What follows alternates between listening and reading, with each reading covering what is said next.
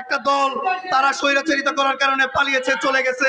আর একটা যারা এখন বর্তমানে যারা দায়িত্বে আছে তাদেরকে আমরা বিশ্বাস ভরসার জায়গা দিয়ে আজকে এখানে ধরে রেখেছি। কিন্তু তারা থাকা অবস্থায় 3টা ওটিএ প্ল্যাটফর্ম কিভাবে পালাইলো? তাদের কেন টনক করতেছে না? এই টাকা কার?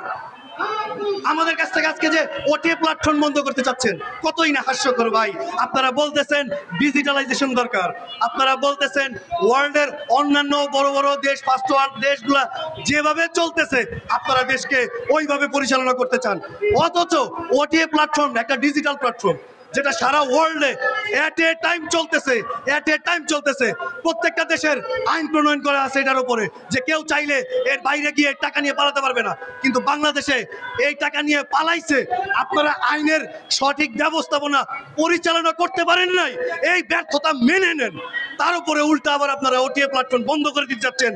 আপনারা আপনাদের দুর্বলতা লুকাতে চাচ্ছেন এর মাধ্যমে। অবশ্যই আপনারা দুর্বলতা লুকাতে চাচ্ছেন। যদি দুর্বলতাই না থাকে তাহলে ওটিএ প্ল্যাটফর্ম কেন বন্ধ হবে? ওটিএ প্ল্যাটফর্ম একটা সহজ প্ল্যাটফর্ম, যেটা দ্বারা বাংলাদেশের প্রত্যন্ত অঞ্চলের নিজে টিকিট কাটা যাচ্ছে। আমাদের কাছেও অনেক সময় ট্রাভেল এজেন্সির কাছেও আসতে হচ্ছে না। ওটিএ প্ল্যাটফর্ম অনেকেই সহজভাবে ব্যবহার করতে পারতেছে, তারা ডিসকাউন্ট পাচ্ছে, তারা একটা ভালো রেটে কিনতে পারতেছে। জিডিএসটা আমাদের ট্রাভেল এজেন্সির এখনো পর্যন্ত 90% ট্রাভেল এজেন্সিরাই সঠিকভাবে জিডিএস এর ব্যবহার জানে না। সেখানে সাধারণ পাবলিক জিডিএস দিয়ে ব্যবহার করে কিভাবে তারা বাংলাদেশে ব্যবসা করবে বলেন, বা সাধারণ মানুষ কিভাবে তারা টিকিট কাটবে এখান থেকে? আপনারা মূল জিনিসগুলোর দিকে কেন ফোকাস দিচ্ছেন না? কেন আপনারা যখন দেখবেন যে সবচাইতে বেশি ডলার এদিক থেকে ওদিক করতেছে যারা আছে এয়ারলাইন্স কোম্পানিগুলো, আরেকটা কোম্পানিগুলোকে লালন পালন করে তারা বাংলাদেশ থেকে বিপুল পরিমাণ ডলার ট্রান্সফার করে দিচ্ছে আপনাদের সবার সামনে, তাদেরকে নিয়ে আপনাদের কোনো মাথা ব্যথা নাই। আর আমরা 1 লাখ টাকায় 2000 টাকা লাভ করতেছি, 1000 টাকা লাভ করতেছি। আমাদের জন্য আপনারা ওটিএ প্ল্যাটফর্ম বন্ধ করে দেন। আর তারা যে সকালবেলা 10,000 টাকার টিকিট বিকালবেলা 20,000 টাকা 25,000 টাকা করে দিতেছে, এই ব্যাপারে আপনাদের পদক্ষেপ কোথায়? এটা কি আপনাদের আইনে পড়ে না? এটা কি আপনাদের সরকারি ব্যবস্থাপনার মধ্যে পড়ে না? আপনারা কোথায় আছেন? নাকি পদ পেয়ে কি আপনাদের কি মানে আপনারা কি মনে করতেছেন? পদকে দায়িত্বের মধ্যে নেন, যেটা আপনার দায়িত্ব আপনি মেনটেন করে দিবেন।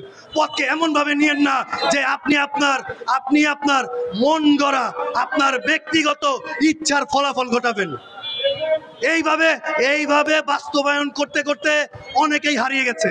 ক্ষমতার অপব্যবহার করে কেউই ভালো নাই।